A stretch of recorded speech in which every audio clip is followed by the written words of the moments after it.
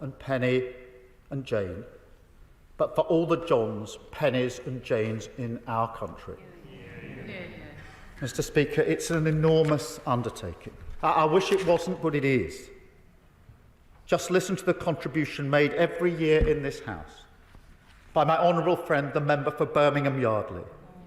A grim reminder of just how many women are killed every year by domestic violence. And yet, as everybody who works in public service knows, government can make or break a life. I've seen it myself as a public servant. I also know from those campaigners what service can do when it listens and empowers people far beyond the walls of the state. So, Mr. Speaker, this is how we will go about our business, mission-driven, focused on ambitious goals, bringing together the best of our country, committed to the practical difference, big and small, that we can make together. That is the reward and the hope of service, the business of change, and the work of this government of service that we will take on. We will stop the chaos, fix our foundations, and take the brakes off Britain. A King's Speech that returns politics to serious government, that returns government to public service, and that returns public service to the interests of working people. That is the path of national renewal, the rebuilding of our country, and we take another step today. Thank you, Mr. Speaker.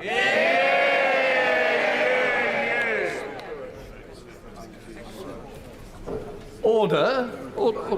I now call the leader of the... Order! Please, let's show respect to each other. Let's not set off on the bad foot. We want to be on the right foot. I now call the leader of the Lib Dems, Ed Davey.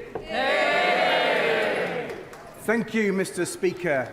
And on behalf of the Liberal Democrats, I want to add our sincere thanks to His Majesty King Charles for his gracious speech, and like other party leaders, wish him to continue on his recovery, and also join them in sending our best returns, happy returns on the birthday of Her Majesty.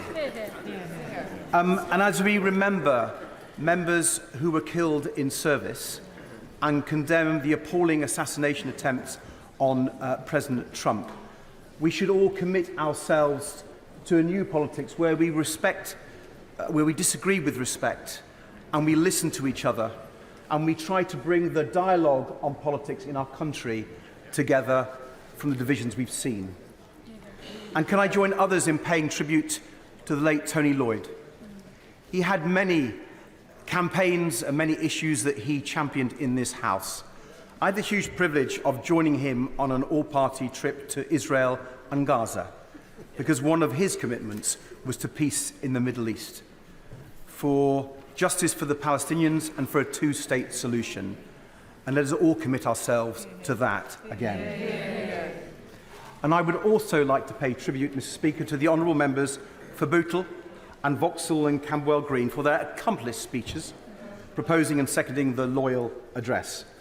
I know the member for Bootle comes from a political family. He explained that in some detail, and I believe his great-uncle Peter, once the Labour MP for Preston South, later became a Liberal councillor in Liverpool.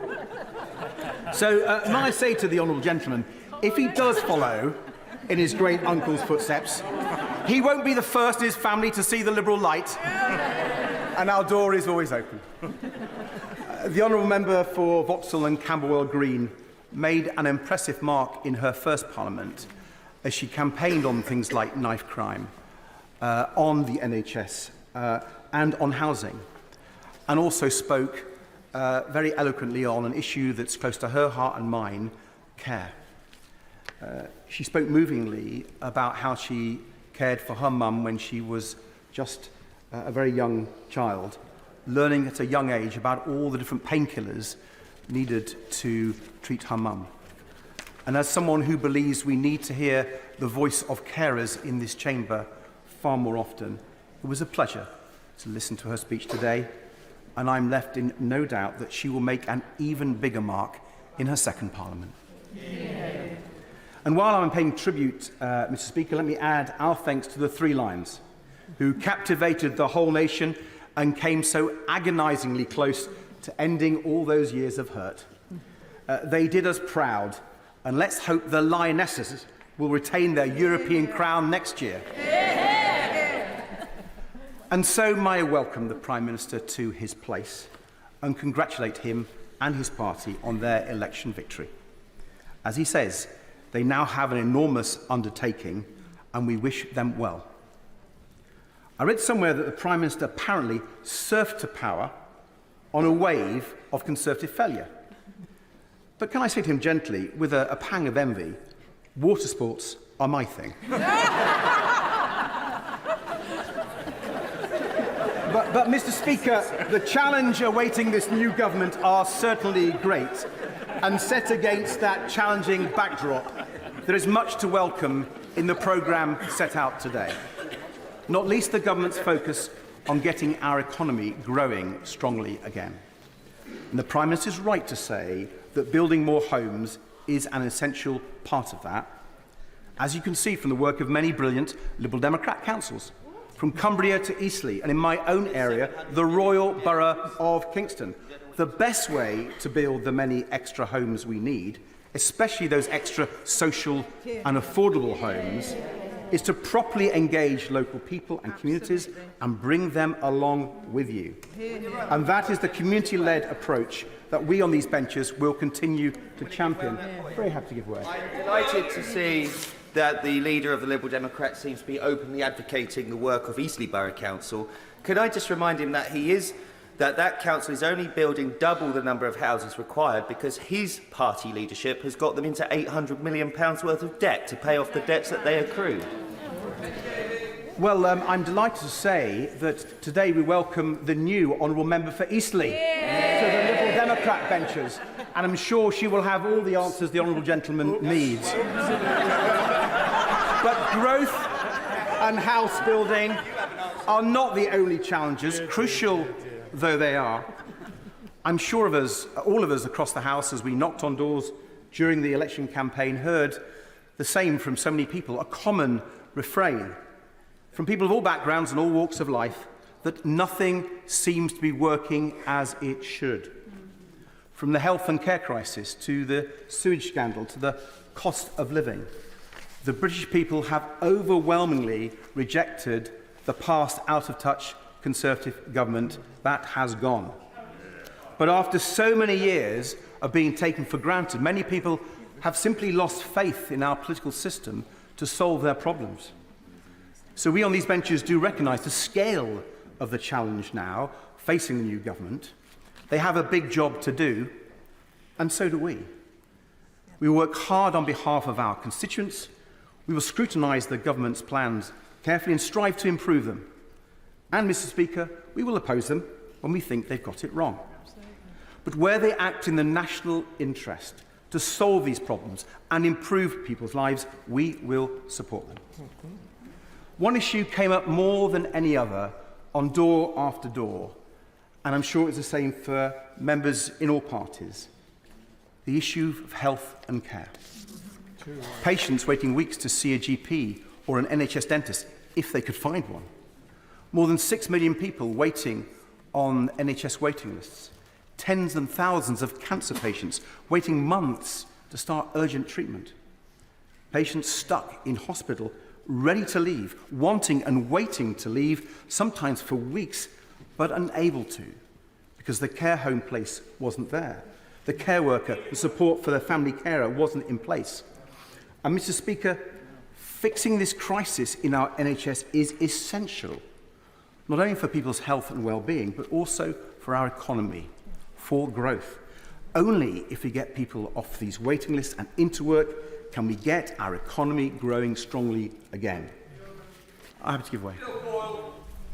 He mentions the delays and the waiting times in NHS social care. So how much does he regret his role in the 5 years he spent in coalition with the Conservatives creating that situation?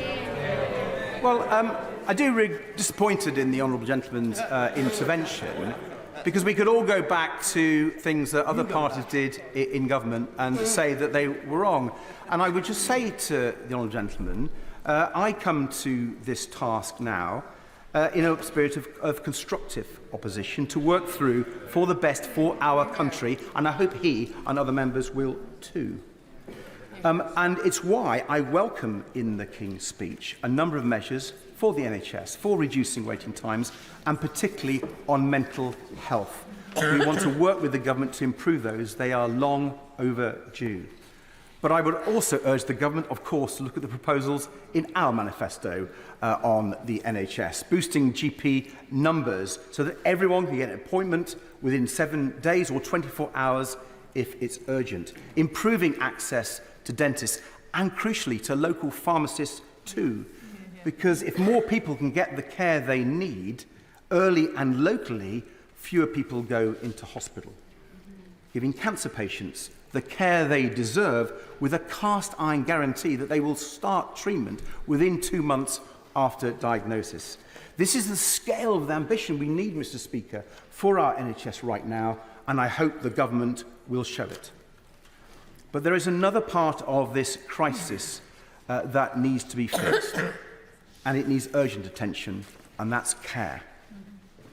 I spoke about my own caring journey during the election, first for my mum when I was a teenager, then for my dear Nana, and now as Emily and I care for our severely disabled son, John. And Mr. Speaker, I've been incredibly touched by the response from colleagues from across the House who've reached out to tell me how important it is that we speak out on care. For people who need care and for their carers, both professional social care workers and for family carers, people looking after their loved ones. I've had the chance to hear from carers all over the country, of all ages, as they shared their personal stories with me. Like the couple who care for a son with similar care needs to John, who reached out to say they know what it's like to worry about what happens when you're no longer there to look after your disabled son. And they offered me advice. I was so touched by their kindness and generosity. Mr. Speaker, each care story is so different, and yet in many ways they have much in common. We all share in the special, wonderful bond we have with the ones we care for, and we all share in that feeling like no one else understands us. Caring has been in the shadows for far too long. Let this be the Parliament when carers' voices are heard, when we become the caring nation. Yeah. Because caring is actually people doing extraordinary things every day for the ones they love, often in the face of difficult circumstances, physical challenges, no breaks, mountains of paperwork, countless appointments, endless phone calls, trying to navigate a broken system that is simply not designed to work for carers. So we on these benches will do our very best to get a fair deal for carers, whether on issues like carers allowance or the big challenge of fixing social care, so that our loved ones get the support they need when and where they need it. Now this, of course, will not be easy, Mr. Speaker. After years of neglect, fixing social care will be incredibly complicated, but we cannot shy away from it. So, although it wasn't in the King's speech today, I'm encouraged by reports the government is planning a cross-party commission on social care. We urgently need that to find a solution that will stand the test of time. So I hope we'll hear more about that from the government very soon. Fixing social care is essential, not just to give people the care and dignity they deserve, to support family carers, but also to fix our NHS. Without it, we can't. Now, if health and care was the only major crisis facing the government, that would be a big enough task. But clearly it's not. Inflation may have finally come down to normal levels, but the cost of living crisis persists. Families and pensioners are still facing record energy bills, sky-high housing costs and food bills. They need support and understanding. And that begins with the government's promise to be fiscally responsible. It would mark a big and welcome shift from the previous government's rather reckless approach to the budget. But with energy bills forecast to rise by 10% in October, clearly we need bold action to bring costs down, from home insulation to expanding renewable power. Liberal Democrats have a proud record of investing in renewable power, almost quadrupling it when we ran energy policy. And our policy drove the cost of renewable electricity below fossil fuel generated power. So I hope this government will act with the same level of ambition to tackle not only the cost of living crisis, but climate change too. Because urgent action is needed now to prevent catastrophic climate change. And we've shown how it can be done. And that, if you do it well, it benefits consumers, the economy and the environment too. So we welcome the focus the government has placed on this challenge, and we will push them to meet it. As we will when it comes to another environmental challenge, ending the sewage crisis. The election campaign showed clearly, for anyone who still doubted, the strength of public anger about the pollution being put into our rivers, into our lakes and onto our beaches. The government has made some initial welcome noises about holding the water companies to account, about making sure they put these environmental issues before profit. But we on these benches will be pushing ministers to act as quickly and decisively as possible to put an end to this appalling scandal. Health and care, the cost of living, climate change, sewage, these are big crises that just got worse and worse over the last years of the last government. And that government's failure to address them is a big part of why people's trust in politics is so low. This year's British Social Attitudes Survey found that 45% of people, 45%, almost never trust the government to put the national interest first, a record high. I'm sure I speak for everyone in the House when I hope this government will prove that wrong. But restoring public trust and confidence in our politics is a major task for us all, right across this House, no matter our party. And I think there are two parts of how we restore that trust. The first is by tackling the root causes of so many scandals that have caused so much harm and done so much damage to public trust, from Hillsborough to Horizon to infected blood. We therefore welcome the promised Hillsborough law with its statutory duty of candour on public officials. But we would urge the government to go further in this area. Given the vital role that whistleblowers have played in exposing these scandals, can I urge ministers to look at our proposals for stronger protections for whistleblowers, including a new office of the whistleblower? The second way to restore trust is by transforming our politics so it is relevant, engaging and responsive to people's needs and to their dreams. The measures that the government have promised to strengthen democratic rights and participation are therefore welcome. Also welcome is the principle of shifting more power out of Westminster and Whitehall so local decisions are made by the people for them and the communities they live in.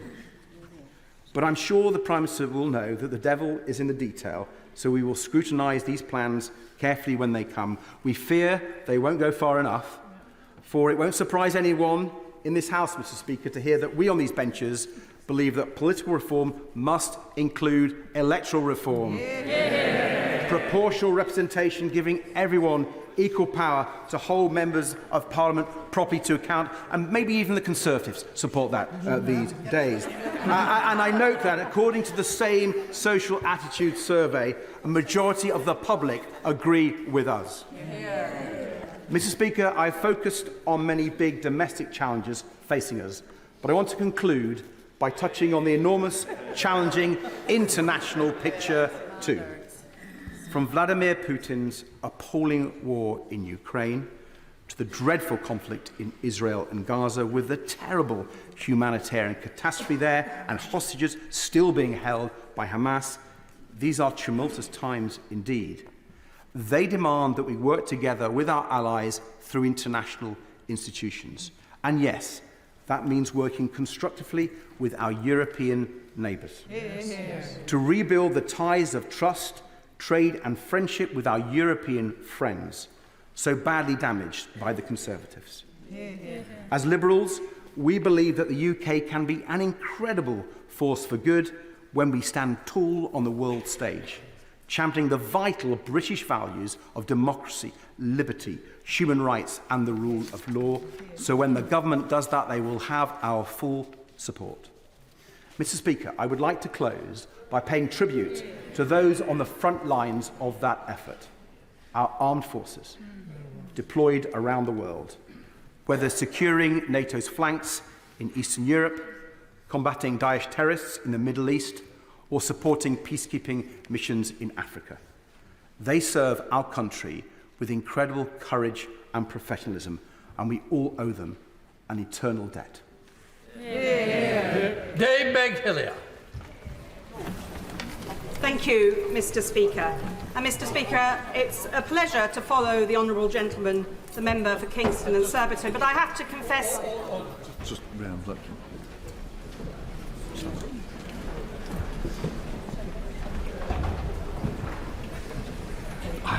Dave Begg-Hillier.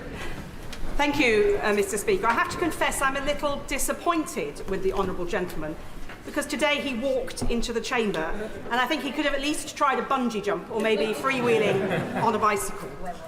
But I applaud him for his efforts in the campaign, which kept us all entertained and clearly paid some dividends looking at the size of his benches today.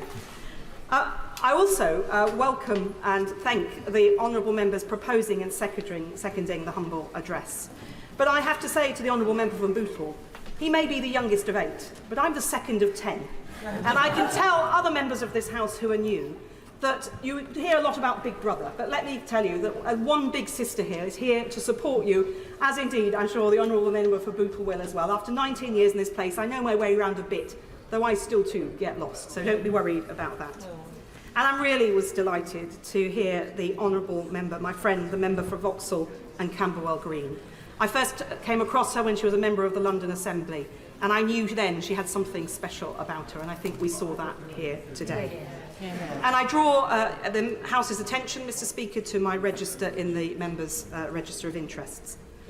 I spent nearly a decade chairing the Public Accounts Committee in this place in the last Parliament and the previous 2, and in that role I saw many egregious examples of incompetence, bungling and waste, whether it's water companies, school buildings falling down with reinforced concrete and other things, rail infrastructure, a running sore, defence procurement and national embarrassment, and the scandal of PPE procurement during COVID.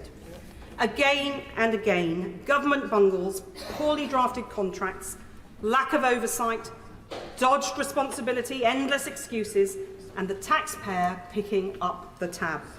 No wonder people were so angry at the election. No wonder they voted for change and for my right honourable friend, the Prime Minister. Yet now, the true extent of the Tory mess is coming to light. As my right honourable friend, the Chancellor, has revealed, it is even worse than we thought. She's opened the books, looked under the bonnet and seen that true extent, the mess that is now for a Labour government to clear up. The previous government partied, they squabbled, they helped their mates, but they did not fix the roof when the sun shone. They trashed the joint. From austerity to the PPE scandal to Trussonomics, remember that? They weakened the fundamentals of our economy and stretched our public services to breaking point. And one of my last reports as a chair of the Public Accounts Committee was my annual report, where I listed what I called the big nasties, some of which the Chancellor is revealing to us now. That 700,000 pupils are in schools that are not fit for purpose, that our hospitals are falling, that the much vaunted 40 new hospitals was in fact far fewer and never going to be delivered on the timetable promised, and the gaping hole in our defence budget. And I certainly applaud the approach of this government, and it seems some consensus from the other side, that we do need to see an increase in defence spending. But the consequences of this mess that have been left behind by the previous government are human. According to the House of Commons Library, nearly 1/5 of children in my borough of Hackney live in absolute poverty. And Mr. Speaker, 4 in 10 children in Hackney live in poverty after housing costs are taken into account, according to the Joseph Rowntree Foundation's recent figures. And my constituency is in the top 5% of English constituencies with children who are income deprived. This is the shameful legacy of 14 years of failure. In one of the world's greatest and richest cities, a bus ride from the financial powerhouse of Liverpool Street, no child should be cold or hungry or lack a winter coat or decent shoes. Schools in Hackney have kit rooms for the children who turn up without the requisite uniform and lend it for the day in return for a token like their Oyster card. And no parent should be having to skip meals to feed their kids, which is what's happening too often in Hackney and elsewhere in the country. No child should be arriving at school with a rumbling tummy, which is why I welcome the breakfast clubs we already have in Hackney and the fact that one of the first acts of this Labour government will be to make sure that every child in primary school has a decent breakfast. Hear, hear, hear, hear. And when we talk about stagnant wages, low productivity, flattening growth, lack of investment in skills and schools, and the abolition of Sure Start and the gig economy, there is this human cost. Right now, in a Hackney school, there is a hungry child whose huge potential is being wasted, whose opportunities are stunted, and whose life chances are hobbled. And a lot of people, when I first arrived in this place 19 years ago, I had to tell people about the good things going on in Hackney because people had written off my borough as a poor and deprived area where things didn't happen. Now people think of the Shoreditch hipster, the tech companies, the city fringe. But underneath that, there is this huge poverty and this opportunity being stunted for our children. And this is the mess that this government now has to clear up. And another example of this is the housing crisis. A safe, warm, affordable place to live should be and is a basic right. We all need a roof over our heads before we can do anything else in our life, whether it be study or work or bring up our families. And yet after 14 years, my constituents face a housing crisis, whatever the tenure. The median household income in Hackney is just under £36,500 a year, according to Hackney Council. Yet the median house price in my constituency is £610,000, and this has doubled since 2010. This means, for those of you who haven't caught up on the maths yet, that a house costs more than 16 times the median household income. And the average first-time buyer in Hackney paid just under £600,000, according to the Land Registry. Over £500,000 for a first-time buyer. Well, that's not most first-time buyers, is it? That's the lucky few who've got help on either a very good job or help from the bank of mum and dad or other family members. I don't deny them that help, but that should be an opportunity available to all. It is utterly ridiculous that we're in this situation. Young professionals with double incomes are simply unable to afford a deposit to get a place of their own, being stuck often with family members into their 30s, forcing people into a rented accommodation with no security of tenure, rents so high that there is no spare money to save to get on the housing ladder. And according to the Public Accounts Committee's work, around 13% of privately rented properties pose a serious threat to health. That's 589,000 properties. So landlords are getting the rent, but landing their tenants in hospital with lung diseases, mental illness or physical injury. And the Public Accounts Committee estimated, and I hope the Chancellor's pricking her ears up on this, that this costs the NHS £340 million a year. So this makes the broader point. Economic inefficiency, child poverty, the housing crisis, and failing public services all cost us more money. The economics of decline is an expensive business. But, and we see a hope now with this Labour government, investment in jobs, homes, schools, skills, roads, the NHS, tackling crime, save the public money down the line. Hear, hear, hear. And as I was very often saying as chair of the Public Accounts Committee when I had the honour of holding that role, a penny of waste is theft from working people's pockets. Hear, hear, hear. And a fair economy is also an efficient economy. So, Mr. Speaker, I really, really warmly welcome the measures contained in this Labour King's speech. How nice it is to say those words after 14 years. And the move as well, since the 5th of July, from my colleagues in the Cabinet, I was about to say the shadow Cabinet, old habits die hard, from colleagues in the Cabinet, Labour Secretaries of State, who've moved into action from the inertia of what went before, means we are on the road to recovery. It's going to be a long haul, but I welcome the measures to support start-ups and tech companies, particularly as I represent Shoreditch, where so many are based. the measures to revive skills, to modernise our health services, particularly prioritising mental health, and get more teachers into Hackney schools, and crucially to build more affordable homes. And we need many of those homes in inner London, in constituencies like mine, where social housing is the only option for so many people. And only last week at my surgery, a woman came to see me, 4 children in a one-bedroom flat. Her elderly, sick father had had to come to live with them. That's how the family live, 4 children in a one-bedroom flat. And that is not uncommon at all. So we need to really drive that change to deliver not just the housing around the country, but particularly in the inner city. And I also recognise the lead and a step change in tackling net zero to decarbonise our economy with investment in renewables, insulation, carbon capture and green jobs, something I've examined a lot over the last decade and we've seen the previous government fail on so often. And above all, I welcome the commitment of His Majesty's government, our Labour government, to kickstart growth in our economy.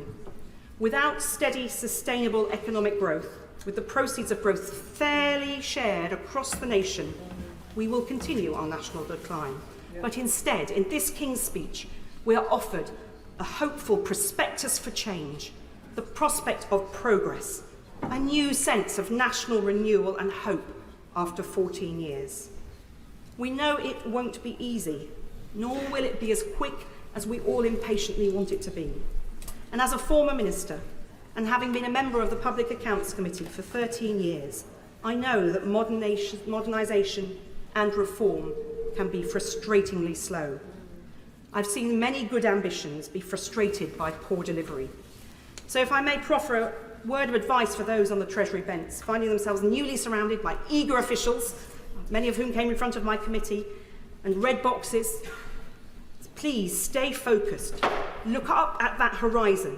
Think of the people who sent us here, who voted for that change you want to deliver and we all want to see. Keep an eye on that guiding goal of growth. Test every proposition that comes across your desk against that simple question. Does this promote or hinder growth? Because successful government, as the Prime Minister said, is mission-led. So we want to, of course, tackle poverty, build homes, transform our NHS. But the main mission is growth, because without that, we cannot deliver any of the others. I now come to Stephen Flynn. Thank you, Mr Speaker. Let me begin by congratulating the Prime Minister on his first King's speech. I'm sure it's an incredibly important moment for both him and his family, and I do wish him well over the months to come. I'm sure it's going to be an incredibly challenging time, but I do again repeat my best wishes to him and indeed all of his new colleagues on the benches beside him.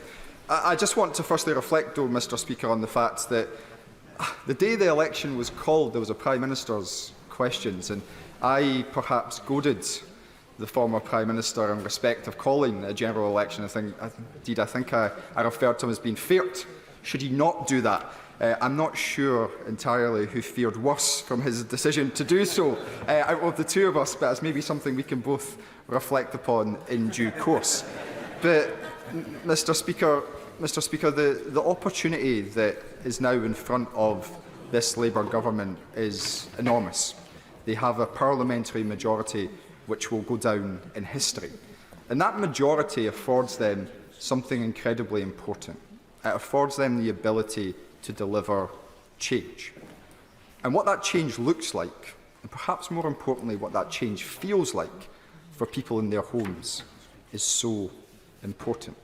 Now, my colleagues and I on the SNP benches will try to do everything that we possibly can to be as constructive as we can. We will.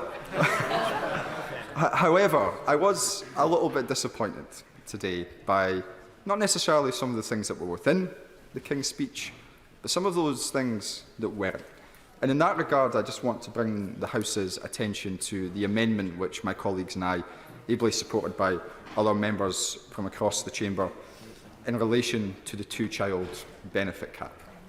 This is a policy, an iniquitous, heinous policy, which was introduced by the former Conservative government in 2015. Each and every one of us in this chamber knows that it retains children in poverty. Hundreds of thousands of children across these isles. In Scotland alone, it impacts 27,000 households. It's estimated that 14,000 children would immediately be taken out of poverty were it to be scrapped. But it was not mentioned in the government's programme for government today. Instead, all we have heard is that a task force is going to be created. No time frame for that task force, no indication of when that task force will conclude, and all the while, those children will remain in poverty. Surely, it should be the bare minimum expectation of a Labour government to seek to do everything it possibly can immediately to lift children out of poverty. I'm particularly interested in the views of Scottish members of Parliament from the Labour Party in this regard. I would be delighted to give way. Could he explain to the House why the SNP government in Scotland, who have the power to do so, have not? I would be more than happy to enlighten the gentleman, the honourable gentleman, in that regard, because as he knows, in the UK we have reserved policies and we have devolved policies. Some 70% of welfare policies are reserved to this Parliament. Now, what the Scottish Government has sought to do over recent years is to mitigate the worst excesses of the Conservatives. Some £800 million worth of money that we could spend on other things, we choose to mitigate Tory policies, including, of course, the likes of the bedroom tax. And I'm sure the honourable gentleman opposite me would be very keen to see his own front bench mitigate and end that particular policy. But we do that within the confines of the financial remit set, in large part, by this place. And if the honourable gentleman is suggesting, as indeed I'm sure some of his Scottish colleagues would agree with, that the Scottish Government should mitigate this place, then he should outline, as they should, where that money should come from. Should it come from Scotland's NHS? Should it come from our schools? Should it come from our police?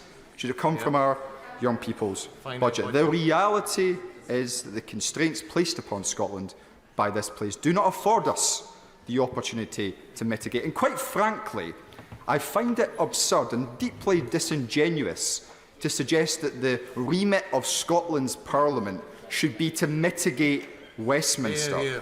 Our horizons should be so much greater than that. So I would return to the point that I was making, that Labour members in Scotland supposedly agree with the Scottish National Party that the two-child cap should and must be scrapped. So how will they vote? Will they follow the lead of their Prime Minister in London, or will they follow the lead of the leader in Scotland and indeed respect the views of the people that they were sent here to represent? But of course, whilst my disappointment is very much great in that regard, there is one area where I hope the Prime Minister can put a smile on my face, and that's in relation to GB Energy. Because I'm moderately surprised that we haven't had an announcement yet that is due to be headquartered in Aberdeen. Perhaps, of course, in the Aberdeen South constituency that I represent. Indeed, Aberdeen and Grampian Chamber of Commerce hired a van today which has been patrolling the streets outside Parliament, calling for it to come home. And that is the only time I will ever use those words, and it should come home, Mr. Speaker, straight to the energy capital of Europe. But whilst I would welcome its placement in Aberdeen, I also want to see much more detail about what GB Energy is going to deliver. Because if I've read correctly, £8.3 billion cumulatively over the course of the next 5 years will go towards GB Energy, some £1.6 billion each and every year. Well, one hydro pump storage project in Scotland would almost blow that entire budget apart. We know that GB Energy isn't going to sell energy. We know that it's not going to distribute energy. We appear to know it's not going to generate energy. It's suggested that it will be an investment vehicle for projects to go forward. But if it's going to be capped at £1.6 billion per year, I have to question the ambition of members opposite. How does that deliver the change that is required? The change which they previously agreed to would actually require some £28 billion each and every year. What a contrast! What a contrast to the ambitions that they once had. And of course, net zero is going to be absolutely crucial to our economic future, the growth and prosperity that we all want to see. But ultimately, that growth can only also come about through productivity. And I would like to hear more from an incoming Labour government, a government which now has a significant majority, as to what they are going to do to reverse some of the policies of the Conservative Party in relation to migration. Migration which is dramatically and drastically impacting Scotland's higher education institutions, which will be impacting higher education institutions in each and every one of the members opposite's constituencies. And we know that universities are a key driver of productivity. But on that point of migration, I wish to seek consensus in this House, which might be moderately difficult given some of the people who now sit behind me. We need to stand up and be bold and brave in the face of those who seek to demonise migration, who seek to other those people who come and work in our public sector and in our private sector, who care for us in our hospitals and who teach our children. We should be seeking to increase migration, to increase our economic output and to grow our economy and indeed to enhance our communities. Brave politicians would do that, and I hope that members opposite share that bravery. But of course, our economy isn't just about net zero. It's not just about productivity. It's not just about migration. It's also intrinsically linked to our relationship with the European Union. And I look forward to seeing what the government comes forward with in respect of its proposed new relationship with our friends and allies in Europe. We should, of course, be seeking to rejoin the European single market. We should, of course, be seeking to rejoin the European Customs Union. It makes sense to all of us. But politicians in this House, they're afraid of doing so. Well, they're going to come to realise that the only way to achieve the aims that they want to achieve is to do just that. So on all those issues and so many more, we will seek to be a voice of reason in this House and to work constructively with members opposite. And I look forward over the coming hours and coming days to hearing their contributions and what they intend to bring to our national discourse as we all try to better improve the lives of the people that we are so fortunate to represent. Thank you, Mr. Speaker. Can I just gently say to members that we've got a lot to get in today, so if we can look to try and keep it below or up to 8 minutes, I'd be very grateful. John MacDonald. Thank you, Mr. Speaker. Can I add my commendations to those of others with regard to the speeches that introduced this debate. I have only one anecdote with regard to the Honourable Member for Bootle, who was in my Treasury team. He's a fan of Shostakovich, and one occasion we went to the Royal Albert Hall to listen to a Shostakovich symphony. It was the symphony that Dmitri Shostakovich upset Stalin by, and it almost cost him his life. But we thought the performance was superb, but there were two grumpy old men in front of us. And at the end of this symphony, one turned to the other and said, "Stalin may have had a point." We enjoyed it. I thought the speeches today were superb. I want to get to the business of the next few days, really, of examining the King's speech. We all come to it. We all come to this House with a mandate from our own constituents, and therefore it's important that we bring to the House the experience of our constituents. And I just say that when the exit poll landed that night, in my community there was almost like a collective breath of relief, a sigh of relief that we are ending 14 years of a Conservative government. Because mine, like many others, and the Honourable Member for Hackney South has said that my community couldn't take any more, to be frank. And like her, I've got 1 in 3 of the children in my constituency are living in poverty. Some of them are living in destitution, according to statistics.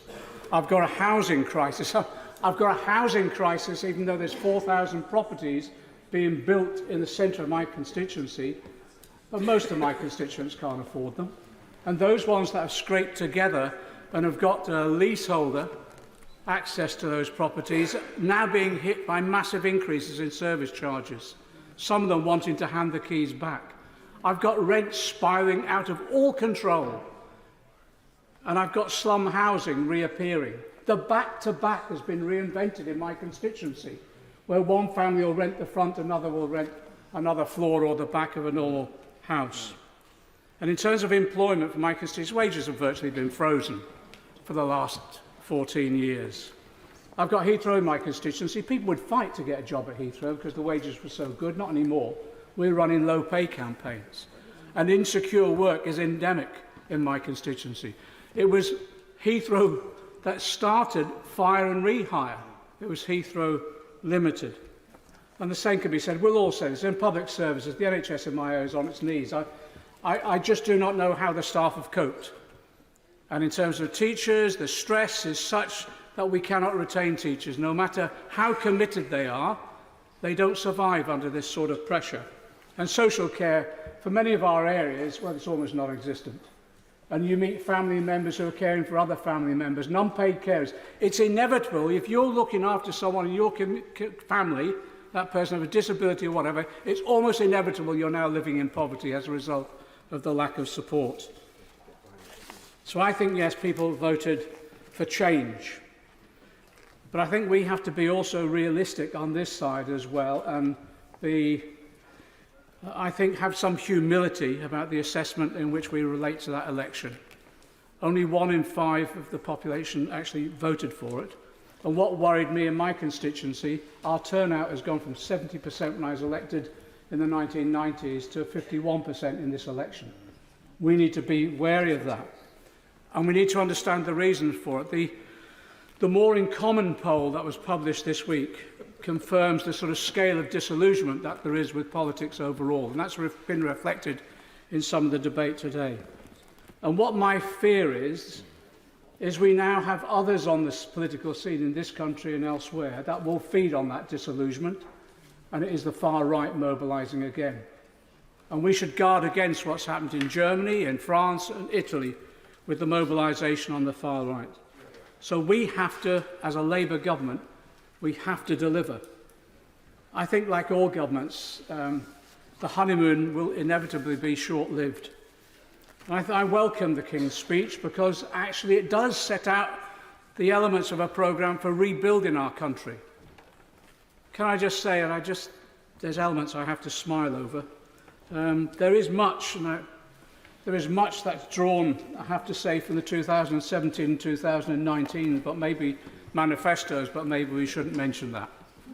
Like employment rights, the New Deal, rail nationalisation on buses, the GB Energy, the National Investment Fund, which reflects the National Investment Bank that we put forward then. In fact, a lot of the work that was put in by the Honourable Member for Middlesbrough into this King's speech almost made sections of it his own. So people, I think, wanted and expect delivery sooner rather than later. And I just want to focus on 4 areas of policy that I'm desperate to see change on. It does start with poverty. People have mentioned child poverty. It has to be our priority. 14 million people living in poverty, 4.3 million children, 1 million in destitution. I never thought in my lifetime we'd ever debate destitution again in this House, but destitution there is. I welcome the announcement today of the task force that will now look at poverty overall. But I have to say, setting up a task force is one thing, acting is another. There is a simple act, and we all know it. There is one simple act that could lift 300,000 children out of poverty this month, and it would be the scrapping of the 2-child limit. I was in this House when the Tories introduced it. It was introduced as part of the stigmatising of all those on benefit. I did a speech. I think I said I'd swim through vomit to vote against this